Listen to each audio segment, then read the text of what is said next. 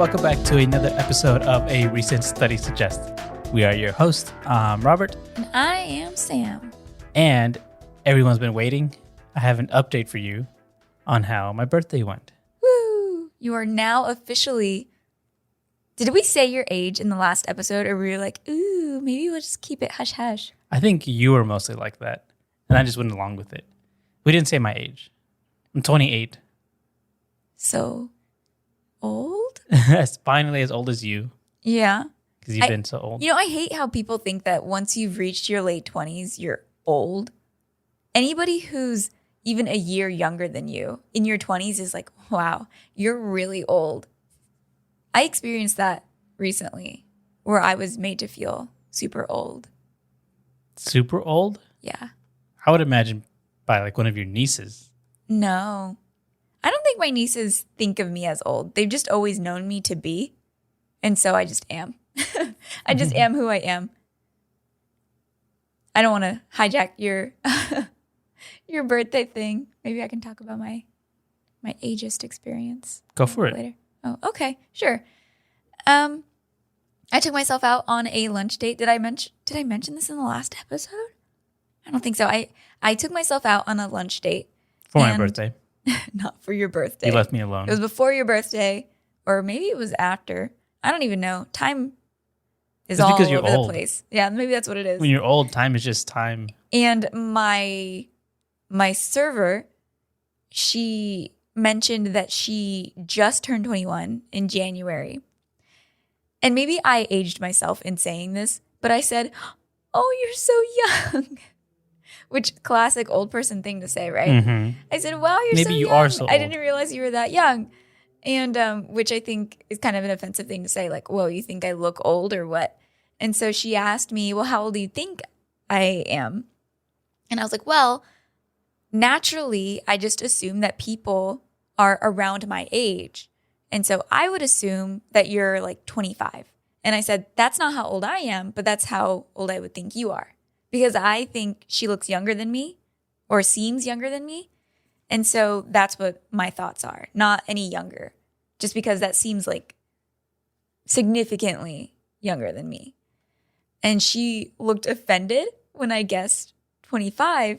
Her eyebrows rose and she kind of like stepped back a little bit. She's like, "Oh, wow, I've never gotten that before." And I was like, well, here's the thing. When you're in your 20s, it all looks the same. If you said you were 21 or you were 25 or 29, it all looks the same to me. Because you don't look like a kid. You don't look like a teenager. You look like an adult, but you don't look older than that. So I try to redeem myself in that. It seems like you were the one being ageist. I guess I was. That's what it gets. Like, old people don't realize they're being bad. They just are. That's how you are now. Yeah, I think that's what it was. And I think she said that, you know, some people think that she's like 17 or 18. And I was like, yeah, you know, I've gotten things like that before. I've even gotten people guessing as young as 14. And then she was surprised by that. She's like, "No, you don't look 14, but you look great for whatever your age is." And so you started making yourself seem younger? No. Oh, some people think I'm 14. Maybe that's so gross. Yeah, I know. So why would you even say that? I don't know. Maybe I just... You hadn't told me this full conversation. You just told me that she thought you were whatever age. But now that I'm hearing the rest of it, I'm kind of not on your side. I don't know if there was really a side to be had, but I think maybe you were part of the problem as well. You don't need to take sides. In this. The 14-year-old thing is gross, but true. There was a man at the rodeo. I remember he greeted me, a very older looking man. And he said, "Aren't you a hot little thing? What are you, like 14? And that is just so gross. I remember telling my parents about that and my dad cracked up. And I was like, no, that is really bad. Anyway, I hijacked your thing enough. And now I feel bad. Tell me your thing. It's because you're old. Old people just like to talk, apparently.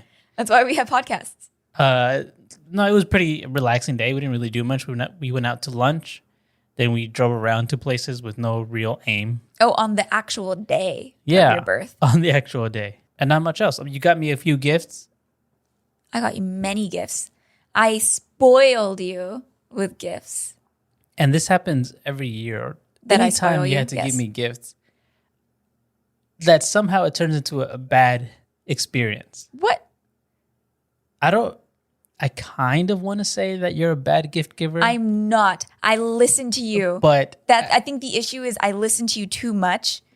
But I think maybe it's not all your fault.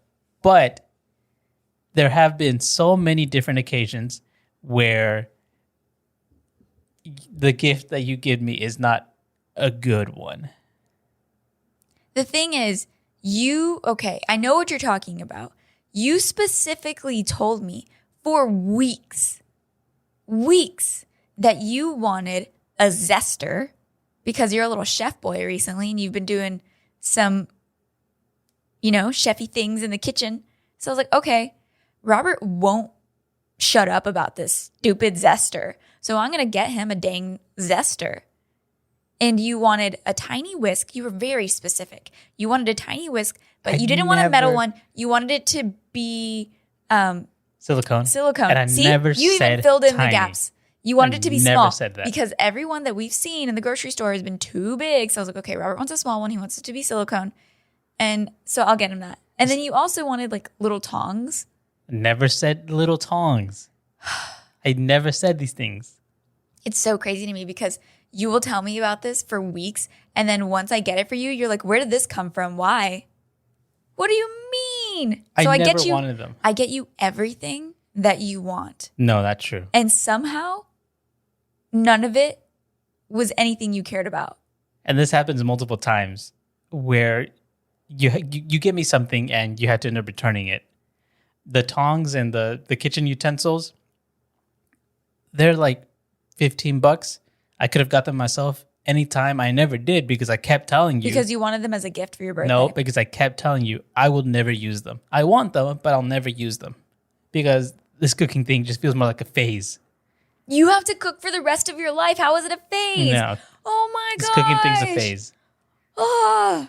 And The so listeners can't hear this, but I've got my hands on my face, like by my temples, because I don't have a headache, but I feel like one could come on from these crazy things you're saying.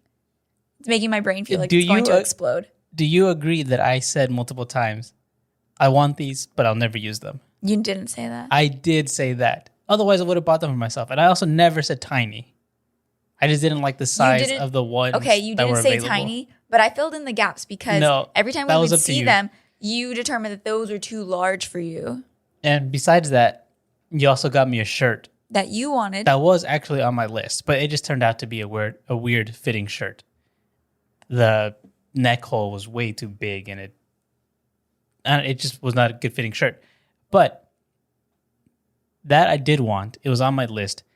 And the thing that makes it worse, that makes the tongs worse, is that I sent you a list of like 7 things. You got me one of them. The thing is, the other things that you sent me were all like your shirt they were from the same place. It was like underwear and more shirts. And I was like, okay, well, I'll just get him the one shirt that I know he really wants. And he'll probably change his mind about all these other shirts that are on the list. And they were very expensive. And the underwear, it all would have come out to like $300 to $400. So I was like, okay, I'll get him the one shirt, and then I'll get him these smaller things that I know he's been asking for or saying that he wants. I'm a good gift giver. I don't think so. Well, I don't think you are a bad gift giver. It just, circumstance makes it where a lot of the time you have to return what you get me because you go off script. In the end, I ended up ordering 3 shirts that were on your list, more expensive. Ended up returning the zester. Was never going to use that thing. I took you out to lunch, even paid you for it, gave you a little tip. I had to pay for it because your card wasn't working. Which was in weird. Quotes. It wasn't working, which is the craziest thing. But I ended up selling you more than what lunch was. I guess you had to pay for it. But the gifts just made me think about good gifts and bad gifts.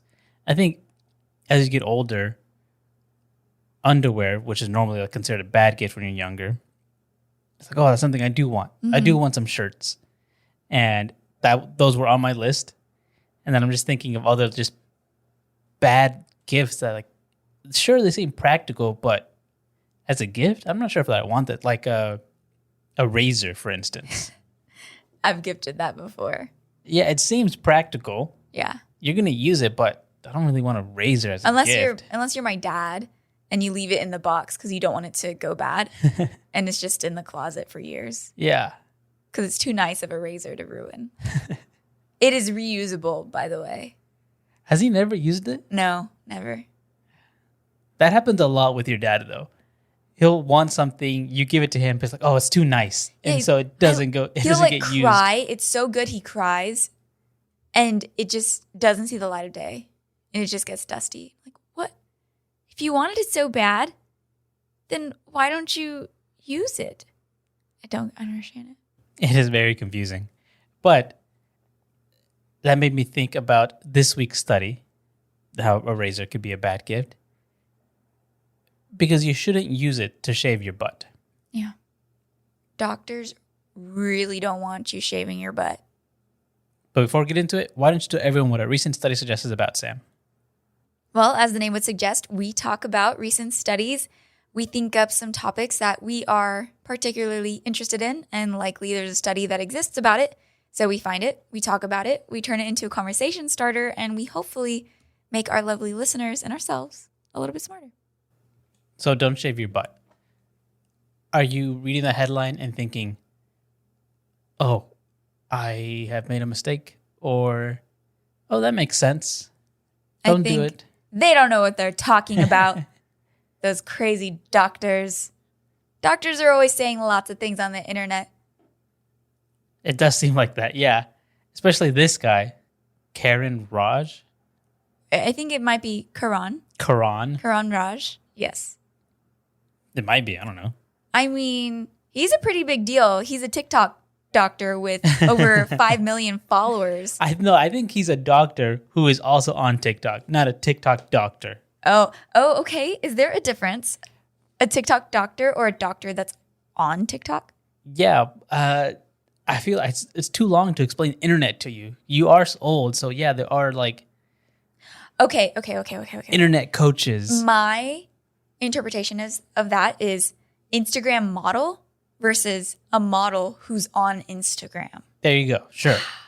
It makes sense. Okay, so this doctor is also on TikTok. Right. And he has over 5 million followers, so we need to believe everything he says. What he says, though, is based on studies and facts. So it's not like he's just saying his opinion. Like, oh, I'm a doctor. I've got that title, so I can say anything and people will listen. Like, it's actually based off of science. I gotta say, though, as a tangent, this is where I show my old card. Is because I get really grumpy, shaking my fist at the sky. You're always shaking your fist. When I hear people talk about, like, oh, did you see that TikTok? Did you see blah, blah, blah, blah? I don't care where it's from. I would just, like, I prefer if you say, oh, have you seen that video where blah, blah, blah, blah, blah. Right. Not, oh, did you see that TikTok? We're doing a TikTok. That, to me, sounds old, but that's the common nomenclature. That's how you say it. Hey, let's do a TikTok together. Yeah. It's not like, oh, hey, let's make a video together. It's like, let's do the internet together. Which, that's what, to me, when people say, let's do a TikTok, or it sounds like. Because it's so specific. Yeah. Like, oh, hey, I sent you a Gmail. Mm-hmm. It's exactly. Just, you don't need to say it. It's just email. My sister does that. I know a TikTok is a video, so why not just say video? Why do you need to tell me? I don't know. It's what's commonly said. I don't like it, and it makes me feel old when I complain about the youth. Speaking of feeling old in TikTok, I don't know how to use it.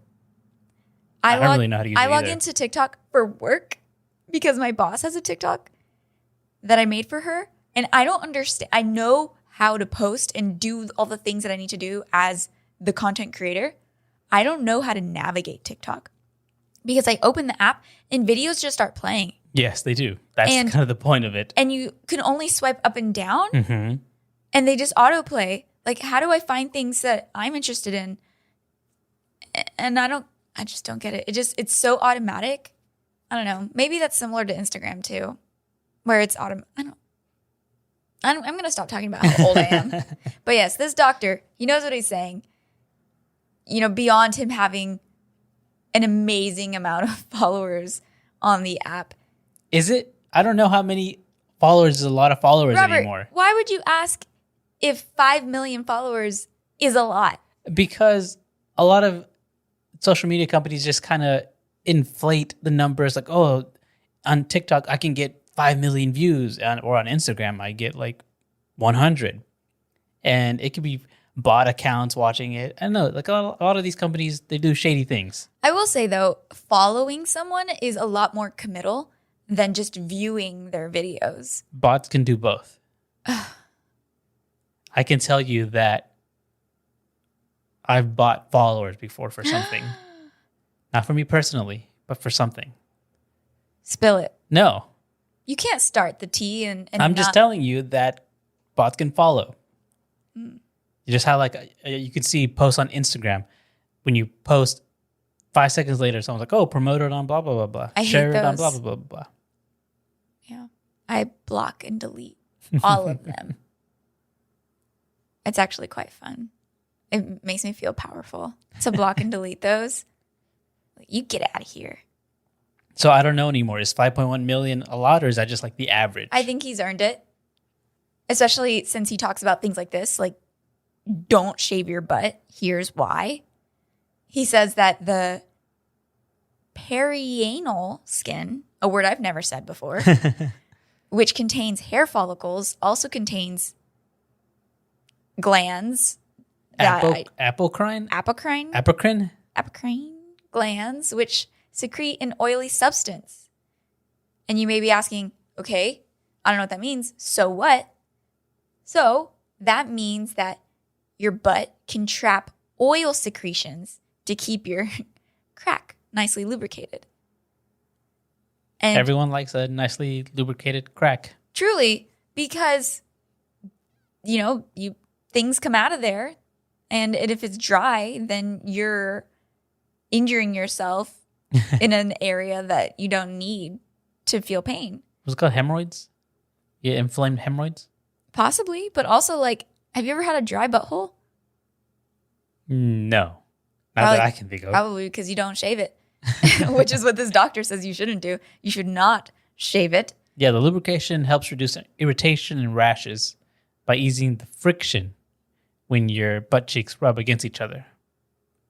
So if you get an itchy butt post-shave, that's why. Because there's no oil keeping your crack lubricated, nice and moist. Yeah. And it's true because I shave parts of my body and the next day I feel itchy. I'm dry. I guess I'm prone to dry skin. I've even tried shaving my butt before. There's really not much hair there, but I've tried to do it. And it's always an itchy experience the next day. Literally the next day. Because my hair grows really fast, I guess. It just seems like too much work. Why do it? Yeah, it's too much work for some people. I've wanted to shave your butt before. Why haven't you? Why haven't I? Yeah. Because I've told you I'm going to shave your butt and you say no. And I listen. Because I've said no, I guess. Yeah. I've wanted to shave your legs before and you tell me no. I'm terrified by that. Why? Because I have really scary leg shaving stories. The thing is that you get very impatient because some time can go by between shaves and then you get frustrated with how long it's taking you to. So you start going fast and not being as careful. Yeah. I wouldn't do that to you. But the thing is too, you don't know my pain or how much pressure to use. So you shaving me, you might not go down as press down as much as you should to get a clean shave. And then also I would try again. And then you also might cut me. I wouldn't cut you. I don't like shaving my legs. I really don't. I've mostly stopped shaving them. I think I shaved them maybe a month ago, and this is the shortest my leg hairs have been in a really long time. I don't like to do it. I used to do it all the time when I was younger. And I honestly was shaving maybe 3 to 5 times a week. And it was just exhausting. My showers were always very long. And my legs were constantly itchy. So it just wasn't worth it to me. And also, I prefer wearing pants and jeans over wearing shorts and skirts. So why am I shaving at all? Like nobody, not even myself, is going to see my legs. And so what if they do? It's hair. It's just hair. And it's gross. Excuse me? I'm going to shave your legs while you're sleeping. That's awful. That is so awful. You know, I think it may have been like 5 or so years ago. I was doing a no shave November and I fully committed to it. I think into December as well. And I remember the first time I brought my hairy legs out in the wild. I was wearing shorts. I was walking one of my dogs in my parents' neighborhood. And I kept feeling like there was something crawling on my legs. And I was freaking out. Like, did I step in an ant pile? Are there just like flies going around my legs? What's happening? And then I realized I was feeling the wind between my hairs for the very first time. 5 years ago, I was like 23.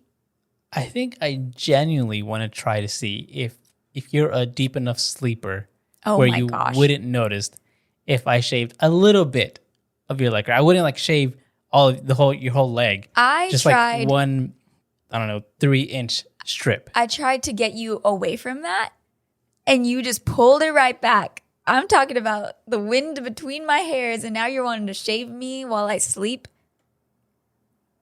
I think it'd be really funny. That feels like it should be illegal. Like you need my consent for that. I don't think it would be funny. I think I would be upset with you because then I would have to continue to shave the rest of my legs because I've got this weird patch. But I guess it's fine. But you wouldn't. No one would see it because you wear pants all the time anyway. I guess. It'd be really interesting. Okay, I'm gonna shave your butt while you're sleeping. I don't think you could. I think I'm too light of a sleeper. You are. Yeah, I've thought about also shaving my butt before, but I just don't. It's just like, maybe. Because I think, why? Yeah, you don't see it for the most part, and it just seems uncomfortable. Yeah, I imagine, I've shaved my face before. I know how the hairs feel as they're coming in. Like, I don't want to feel that on my butt. Yeah, also, I feel like your butt would, I don't know, you'd be super aware of the skin on it, and it would make you feel naked. At least that's how I feel when I shave my legs. When it's been a long time, the most recent time that I did it, like a month ago, I felt so exposed, so naked. And my legs, well, I should also say, I think my hairs on my legs were about an inch or two long. And I clogged the drain in doing it. So I was like, I'm not shaving my legs ever again. But also, I'll do it. my legs are just so much lighter, like pasty, when I remove the hair. And I don't like that on me. Because you never wear shorts. You never let them get a tan. So then you're always wearing pants. It's a never-ending cycle. Like when I do put on shorts, I'm super aware of how the top half of my body and the bottom half look like they belong to different people. My legs are just super, super pasty. Because I don't let them see the sun. I shave so infrequently, maybe like once a week. And I have one of those shave club membership things where I get razors. I used to get them like once a month. I've pushed that back to like every 4 months because I would shave so infrequently that I amassed a huge pile of razor blades. I remember. I have those razor blades. Yeah, now you have and them. They're not getting used by me. And it became like, why do I have so many? Why am I paying for this if I have what essentially for me is like a year-long supply? Yeah. Even though I only have like 12. like 12 razor blades in total. Yeah. That's a good point that you mentioned, that shaving is really expensive. Removing your hair, it costs a lot, like monetarily, but also your comfort. Like, it is very uncomfortable to shave. I think the only thing I shave is my face. You think? Oh, and I guess a little bit of like my unibrow. Yeah. I get that too.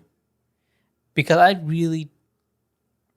think if I have a lot of hair, I don't really notice it. Like my arm hair, I don't really notice it. To me, it blends in. It's just there. Yeah. Yeah.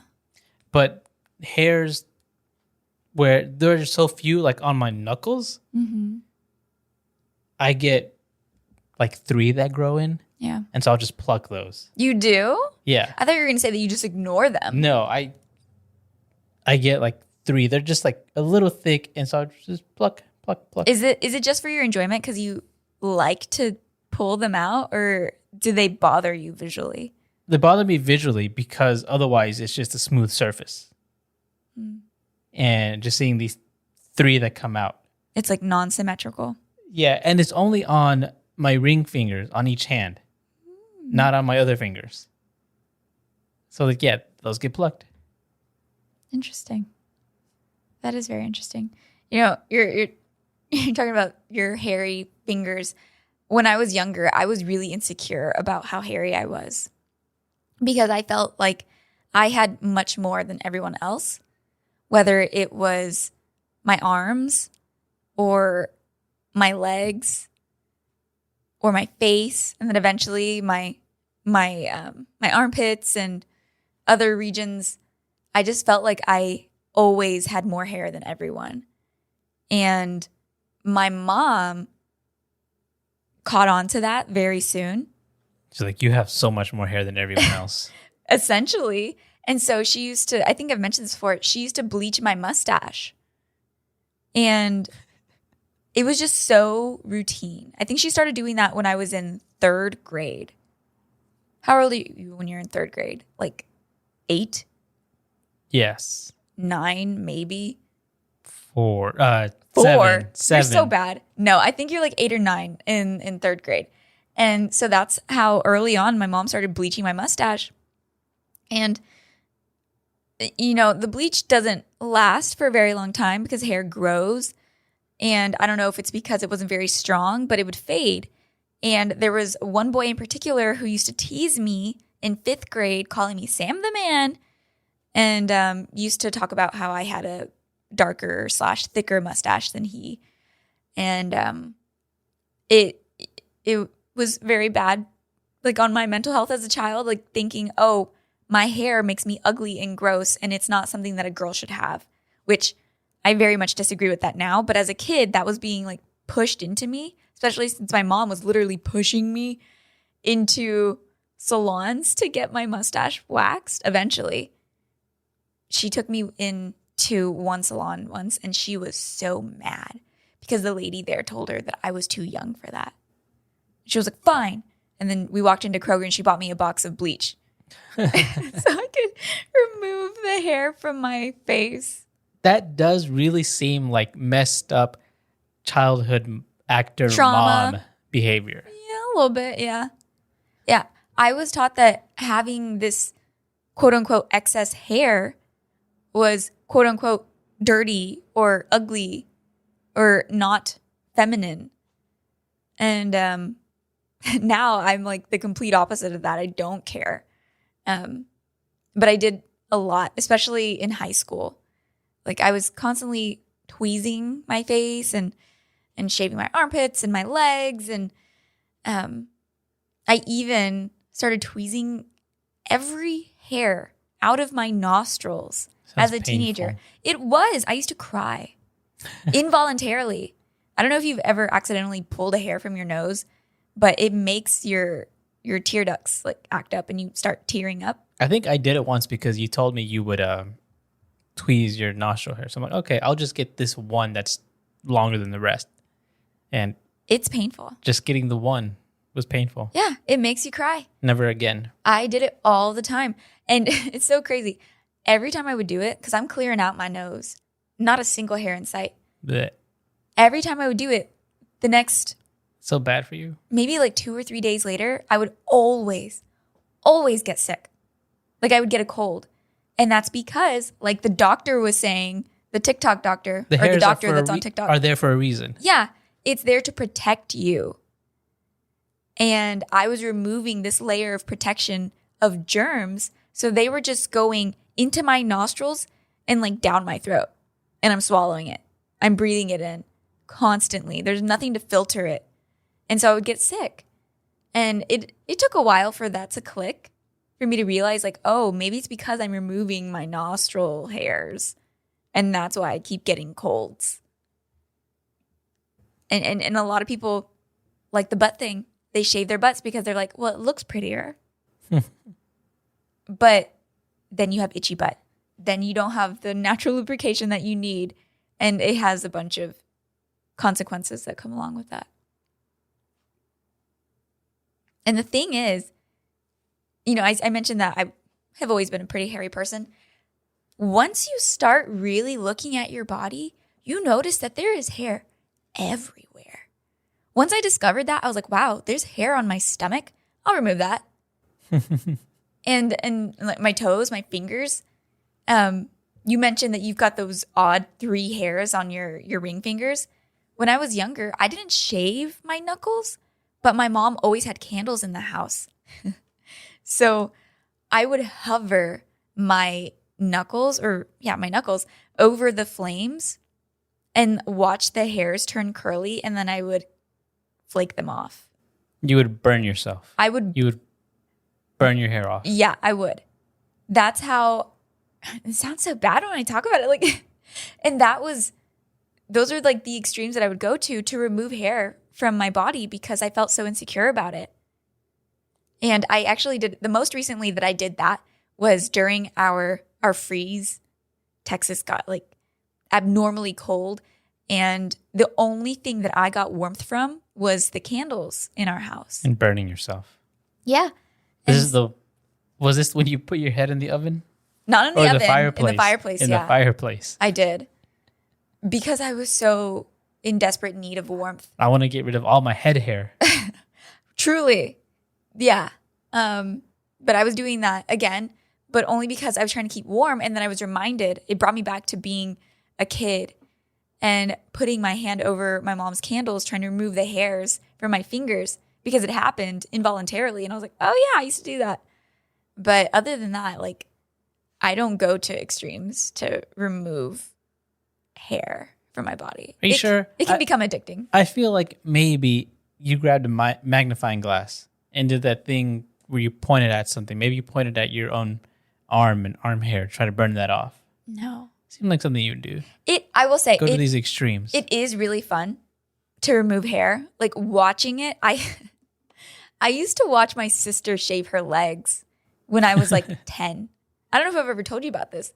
She used to bring a bowl of water and lotion and a razor to her bedroom, and she would shave her legs. And I would watch her, and she thought it was so gross and weird that I would watch her. But I was like, no, I like watching the transformation because it was like she was giving her legs a makeover, and it was fun for me to watch.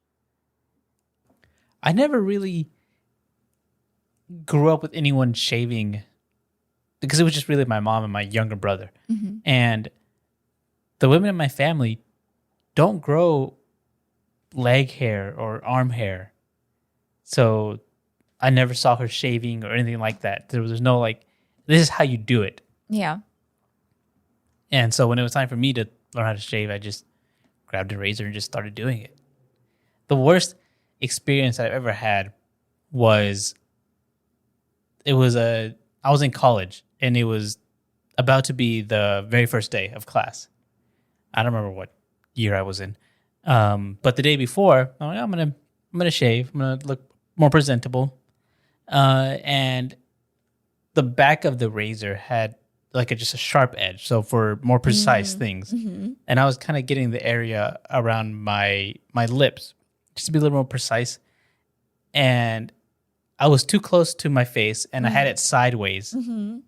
And I got a big long cut, maybe like 3 inches long, maybe like 3.5, on the side of my face, right by my mouth.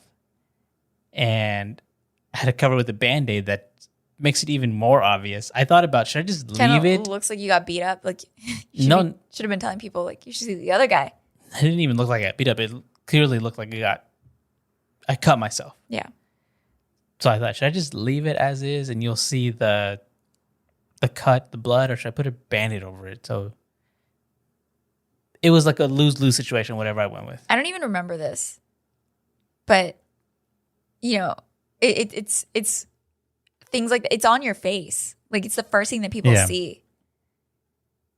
Yeah, and you were talking about you've had bad shaving experiences. Your worst is arguably way worse than what mine was, even though mine was on my face. It's so stupid too when I think about it in hindsight. Like I should have gotten stitches. I really should have. Because even to this day, I still have phantom pain. I truly do. And it creeps me out. You were shaving your legs and you got around to your ankle. Yeah. And the razor got stuck on my bone. Ugh. Even just talking about it, it grosses me out because I feel like I can feel it all over again. Got stuck on my ankle bone. And I pulled up and like 4 or 5 layers of my skin clean off. And I immediately grabbed my ankle to hold it to stop it from bleeding. And then the bathtub is filling up with blood and I'm freaking out. And I wrapped my ankle in a towel. I ended up in my bedroom like trying to blot it. And I'm screaming to my mom and I'm on the floor. And she's like, oh my gosh, Sammy, what happened? I told her that I cut myself. I showed it to her. She was like, what do you want me to do? I was like, I don't know.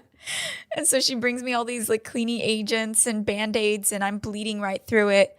And truly, I should have gone to get stitches, but I didn't. Yeah, because it really just seemed, oh, it's a cut. It's a bad cut, but it's a cut. It'll heal itself. Just clean it, put Band-Aids over it. I'd never experienced anything like that before, though. And I think that's why, because I've cut myself shaving my legs before, but never to that extreme.